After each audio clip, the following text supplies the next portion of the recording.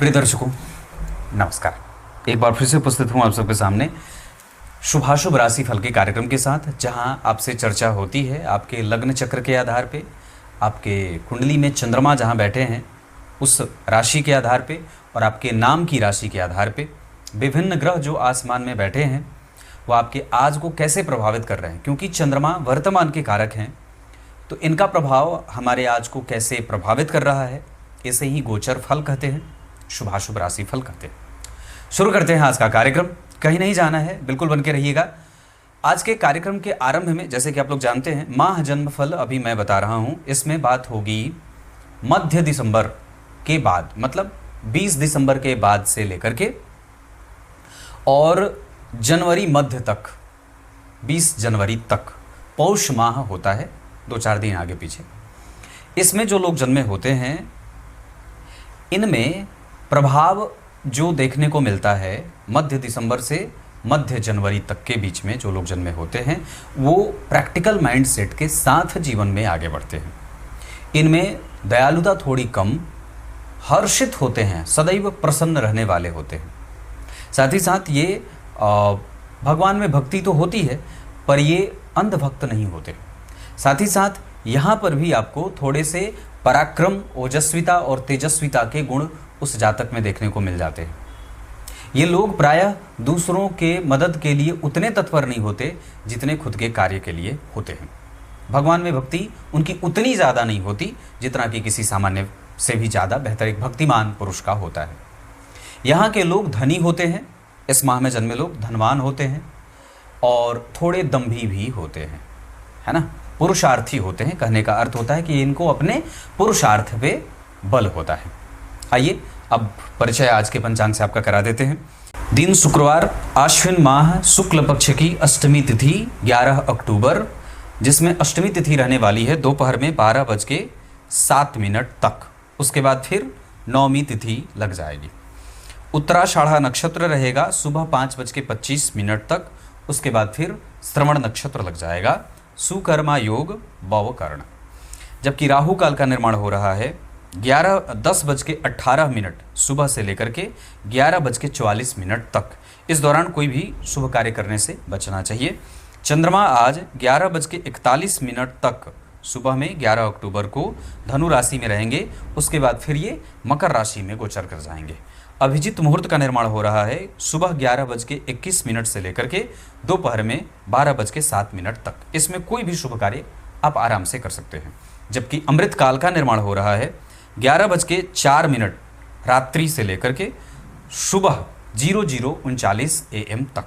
इसमें कोई भी शुभ कार्य आप आराम से कर सकते हैं। चंद्रमा 11:41 तक धनु राशि में रहने वाले हैं। पिछले 2 दिन से मैं आप लोगों को जो राशिफल प्रस्तुत कर रहा था वो धनु राशि का बना रहा था। आज हमारी चर्चा मकर राशि के ऊपर होगी, जिसमें 6 भाग्यशाली राशियां होंगी, मेष, कर्क, सिंह, वृश्चिक, मकर और मीन। ये 6 भाग्यशाली राशियां जिनके ऊपर चंद्रमा और बाकी के ग्रहों का प्रभाव आज थोड़ा ज़्यादा रहेगा। चंद्रमा नक्षत्र में मैंने बात करी उत्तराषाढ़ा, उसके बाद फिर श्रवण नक्षत्र में रहेंगे। शुरू करते हैं आज का कार्यक्रम। अब यहाँ से आपको मैं ग्रह स्थिति पे आपका ध्यान लेके आता हूं, जिसपे थोड़ी सी चर्चा करूंगा।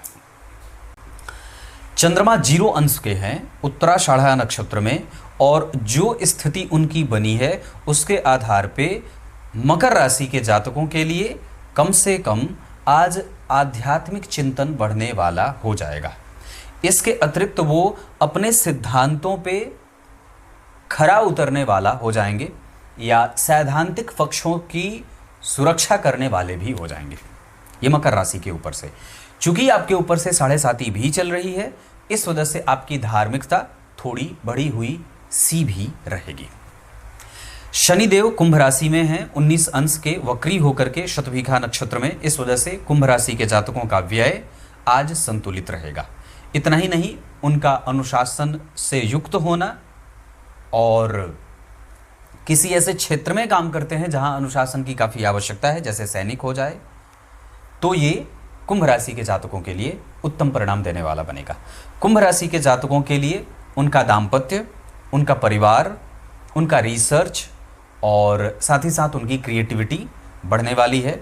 भवन, भूमि, वाहन आदि का सुख कुंभ राशि के जातकों के लिए भी सामान्यतया अच्छे परिणाम देने वाला है।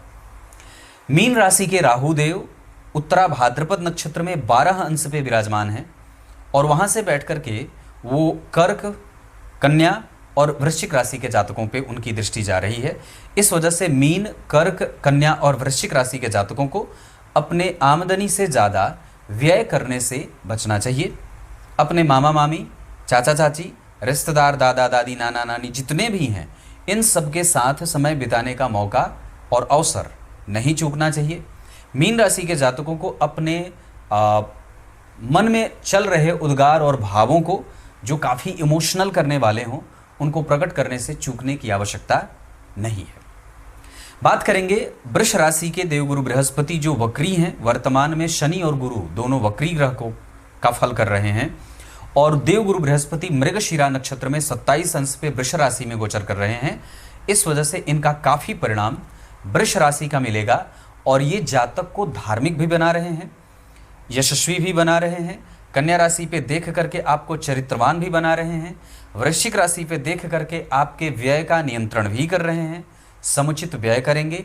और मकर राशि पे देख करके आपके अंदर धार्मिकता और सहज तरीके से अपनी बात को प्रकट करने का बल भी दे रहे हैं।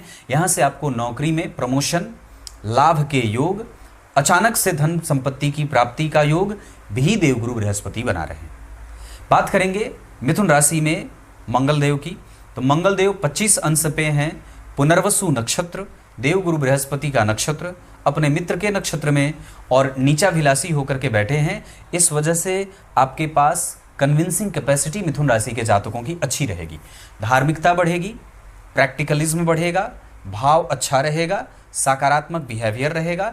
इसके अतिरिक्त व्यक्ति एनर्जी के साथ किसी भी कार्य को करने वाला होगा और काफ़ी ऊर्जावान महसूस करेंगे आज मिथुन और कन्या राशि के जातक। इसके साथ साथ मिथुन राशि के जातकों का व्यय भी संतुलित होगा, साथ ही साथ प्रेम और दाम्पत्य के साथ नए संबंधों में उतरने का योग भी बना हुआ है। अब उसके बाद बात करते हैं कन्या राशि में सूर्य देव और केतु देव एक साथ गोचर कर रहे हैं, जहां दोनों के बीच में 12 अंशों से ज़्यादा का अंतर बन रहा है। और मैं एक बार बात कर दूं तो कन्या राशि के सूर्य देव नीचाभिलाषी हो रहे हैं। इस वजह से आपके अंदर बुद्धिमत्ता जागृत तो होगी, पर उस पर विश्वास थोड़ा कम सा रहेगा। अपने घर में कलह का वातावरण कन्या राशि के जातकों को नहीं बनने देना चाहिए। किसी बाहरी व्यक्ति के कारण अपने घर में किसी भी प्रकार का कोई कोलाहल नहीं बनने देना चाहिए। कन्या राशि के जातकों को अपने आत्मविश्वास और अपने पैतृक संपत्ति पे, दोनों पे विश्वास बना करके रखने की आवश्यकता है। आप धनवान होंगे, निश्चित रूप से ये सूर्य आपको देते हुए दिखे जाएंगे। तुला राशि के शुक्रदेव और बुधदेव एक साथ गोचर कर रहे हैं। 27 अंश के शुक्रदेव, बुधदेव का अभी तुरंत ही राशि परिवर्तन तुला राशि में हुआ है। चित्रा नक्षत्र में बुधदेव हैं, जबकि शुक्रदेव अभी विशाखा नक्षत्र में अनुभवी बना रहे हैं। और बुधदेव आपको तुला राशि के जातकों को क्रिएटिव माइंडसेट का बना रहे हैं। साथ ही साथ व्यक्ति को फैशन की समझ, ट्रेंडिंग वाली चीज़ों को पकड़ने की सूझबूझ और दवाइयों पे निवेश करने का मौका दे रहे हैं। तुला राशि के जातकों के लिए आज का दिन काफ़ी अच्छा रहेगा, इसमें कोई संकोच वाली बात नहीं है। ये आपकी ग्रह स्थिति है। अब बात करेंगे मेष राशि से लेकर के मीन राशि तक के जातकों के लिए आज का शुभाशुभ राशि फल।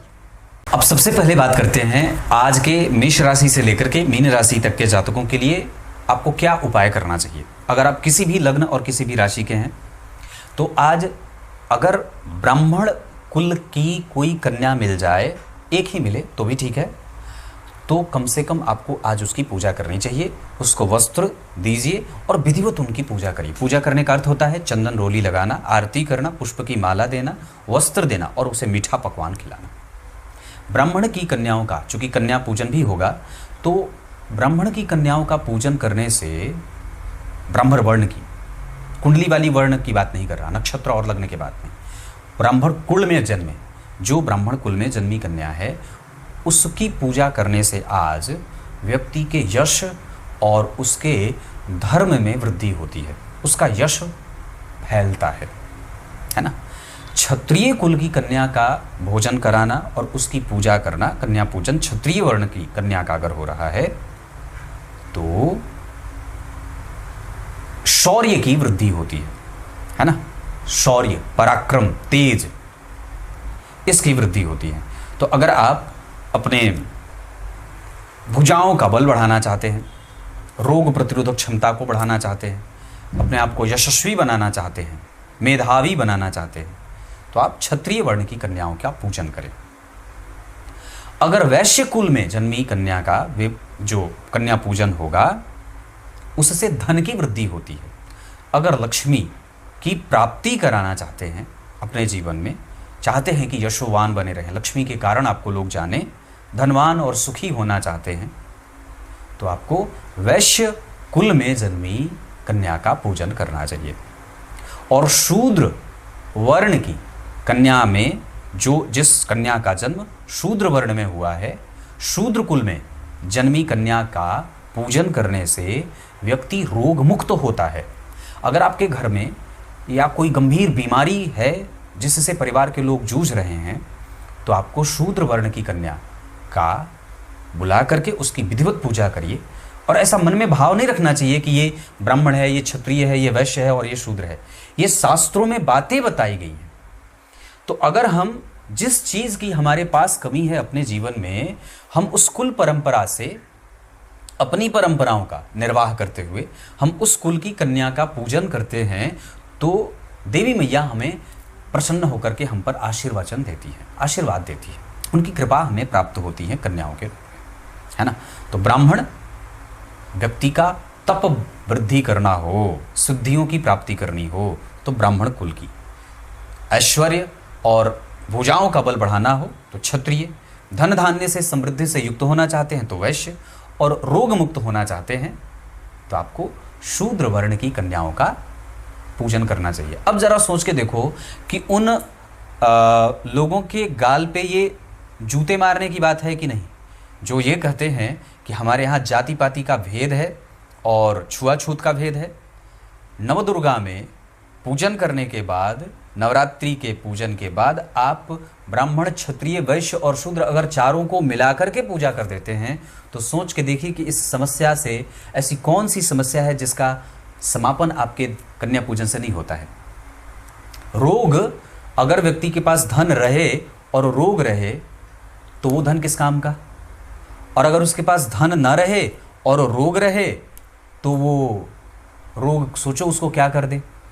अगर व्यक्ति के पास तपस्या न रहे, धर्म न रहे, तो वो तीनों ही गायब हैं, तीनों के रहने का भी कोई मोल नहीं है। और अगर आपके पास रोग प्रतिरोधक क्षमता नहीं है, आप अगर कमज़ोर की सहायता और मदद और उसकी सुरक्षा नहीं कर रहे हैं, तो फिर बाकी के तीनों का कोई अर्थ नहीं है। इस वजह से ये जो आप लोगों के दिमाग में बातें चलती हैं कि हमारा समाज सनातन जो है वो जातियों में बटा हुआ है, पंथ में बटा हुआ है, समुदायों में बटा हुआ है, वो कभी भी नहीं है। ये सब नेताओं के परेता, नेता परेता जो होते हैं ना, वो चिड़िया चुकुंद जो बोलते हैं जिसको, कि ये सब बांटने का काम करते हैं। हमारे पूर्वज इतने मजबूत थे कि उनको सबकी आवश्यकता थी, वो सबकी पूजा करते थे। ब्राह्मण कुल में भी अगर कोई रोगी रहा तो कन्या पूजन, शूद्र वर्ण का कन्या पूजन करके उसने अपने रोगों से मुक्ति पाई है। जिसको धन की समस्या रही उसने वैश्य वर्ण की कन्या की पूजन करके अपने आप को धनवान बनाया है।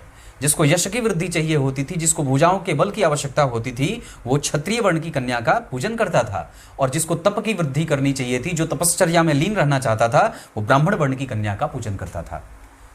तो ऐसे लोगों को तो जो कहते हैं कि ऐसा वैसा, बिल्कुल भी नहीं। हमारा सनातन बड़ा मजबूत है, ये विशाल बरगद का वृक्ष है जिसका अंत खोजते खोजते आप अंत हो जाएंगे, पर इसका अंत नहीं मिलेगा। क्लियर है? आइए विषय पे लेके आता हूं।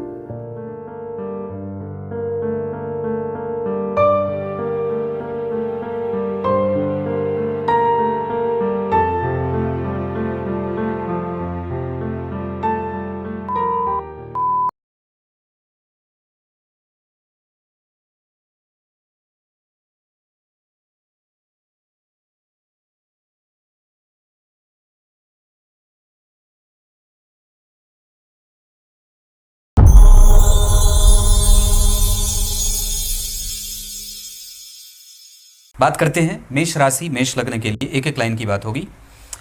आज किसी की आलोचना करने से बचना चाहिए, किसी की भी आप आलोचना ना करें तो ज़्यादा बेहतर होगा। मेष राशि के जातकों के लिए अगर हो सके तो किसी के प्रति समर्पित होकर के, समर्पण का भाव रख करके उसकी सेवा करिए और उसका काम करिए। शुभ अंक 5 रहेगा, शुभ रंग लाल रहेगा।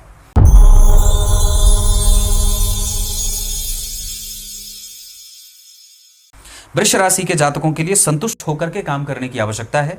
ये बात याद रखिए कि परमात्मा ने आपको वो सारी शक्तियां दे रखी हैं जिससे कि आप संतुष्ट हो सकते हैं।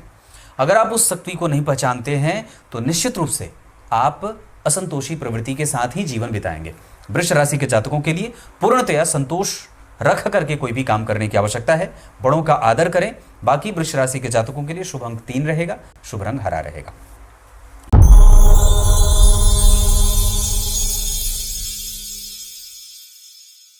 मिथुन राशि मिथुन लग्न के जातकों के लिए स्पष्ट बोल देने से कोई नुकसान नहीं है। आज आपको बोल दीजिए और आगे बढ़ जाइए।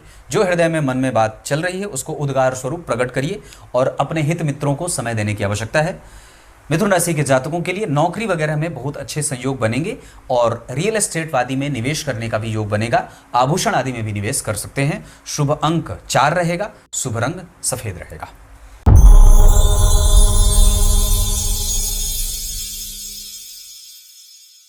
बात करते हैं कर्क राशि कर्क लग्न। मेहनत का कोई ऑप्शन नहीं है और मेहनत का कोई शॉर्टकट नहीं है। कर्क राशि कर्क लग्न के जातकों को पराक्रम पे विश्वास करना है। भवन भूमि वाहन आदि का सुख मिलेगा। दाम्पत्य पत्नी आदि से मतभेद नहीं होंगे। रिसर्च बढ़ेगा। कर्क राशि के जातकों के लिए मैंने कहा कि मेहनत पे विश्वास करके चुपचाप आगे बढ़ते रहिए। शुभ अंक 5 रहेगा, शुभ रंग पीला रहेगा।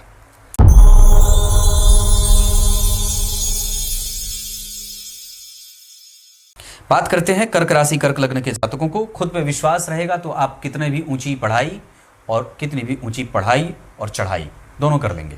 निश्चित रूप से सिंह राशि सिंह लग्न के जातकों को खुद पे विश्वास आपको सफलता के लिए न्योता दे रहा है।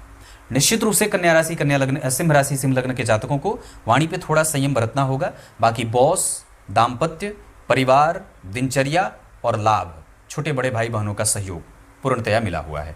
शुभ अंक 6, शुभ रंग नीला।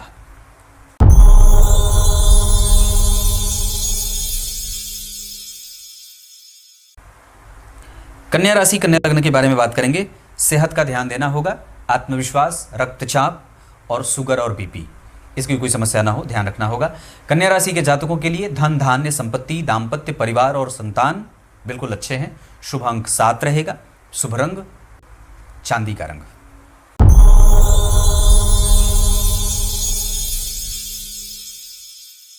बात करते हैं तुला राशि तुला लग्न के बारे में। धोखेबाज लोगों से सावधान रहने की आवश्यकता होगी, नहीं तो वो आपका आज धन नुकसान करवा सकते हैं। किसी पे भी विश्वास करने से पहले 2 टुक विचार कर लीजिएगा। तुला राशि तुला लग्न के जातकों के लिए आत्मविश्वास पे काम करने की आवश्यकता होगी। बाकी दाम्पत्य, नौकरी, परिणाम सफलता के और घर में सुखद माहौल बना रहेगा। शुभ अंक 8 है, शुभ रंग शुद्ध लाल है।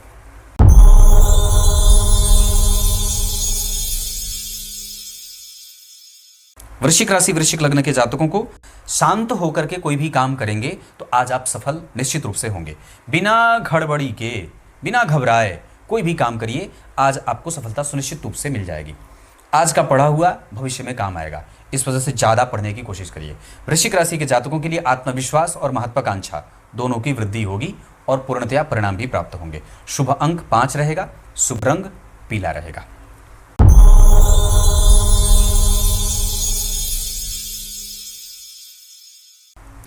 धनु राशि धनु लग्न के जातकों के लिए नया काम करना चाहते हैं, बिल्कुल कर सकते हैं। रिश्तेदारी में घूमना चाहते हैं, घूम सकते हैं। परिवार को समय देना चाहते हैं, दे सकते हैं। धनु राशि धनु लग्न के जातकों के लिए आत्मविश्वास, बॉस के साथ संबंध, दिनचर्या और एनर्जी बहुत अच्छी है। शुभ अंक 2 रहेगा, शुभ रंग सफेद रहेगा।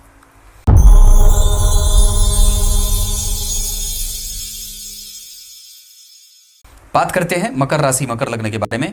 आज का दिन काफी आनंददायक रहने वाला है। जैसे कि मैंने पूर्व में भी कहा था कि आज धार्मिकता और यशस्विता दोनों बढ़ने वाली है। मकर राशि के जातकों के लिए वाणी का प्रभाव बढ़ेगा। धन आगमन के अचानक से धन प्राप्ति के योग बनेंगे। पिता की संपत्ति में लाभ और निवेश किया जा सकता है, उधर आप इन्वेस्ट कर सकते हैं। मकर राशि के जातकों के लिए यशस्विता बढ़ी हुई है। शुभ अंक 6, शुभ रंग हरा।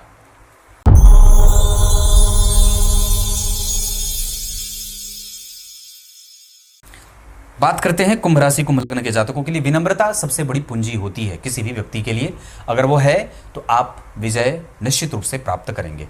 कुंभ राशि के जातकों के लिए दाम्पत्य, नौकरी, प्रेम संबंध और नई मित्रता में उतरने का समय है। शुभ अंक 5 रहेगा, शुभ रंग लाल रहेगा।